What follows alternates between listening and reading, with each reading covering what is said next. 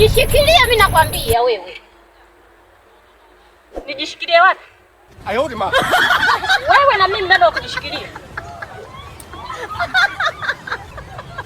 Yaani umetembea na mume wangu. Alafu bado unakuja unaanza kunifanya mimi. Au hizo nywele zinakusumbua hizi mamdogo. Nitakuja nikuharibu wewe. Achana na mume wangu nimekwambia. Achana na mume wangu. Kwa mume gani? Kwa mume gani uliye naye wewe? Mwanamke king'anga umemkanda bwanangu kama liskwini.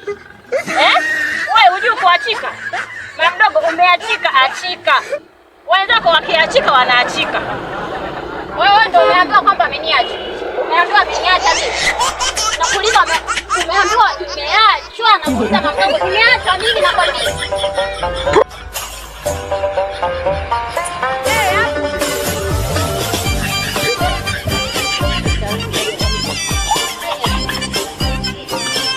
Hivi saa hizi nikimkuta tu njiani nitaonyesha, yaani nitamuonyesha kwa mimi ni nani.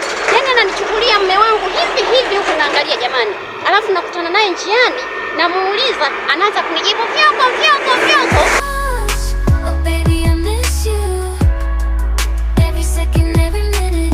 Ipo siku tutakuja kinikute.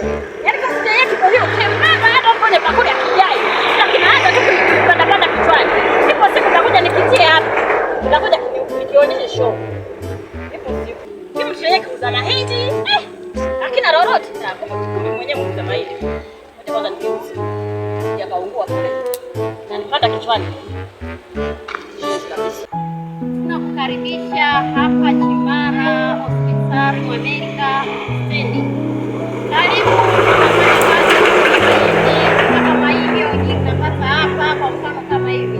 Unapata mwindi mkubwa kama huu shilingi 500. Karibu sana wateja wetu.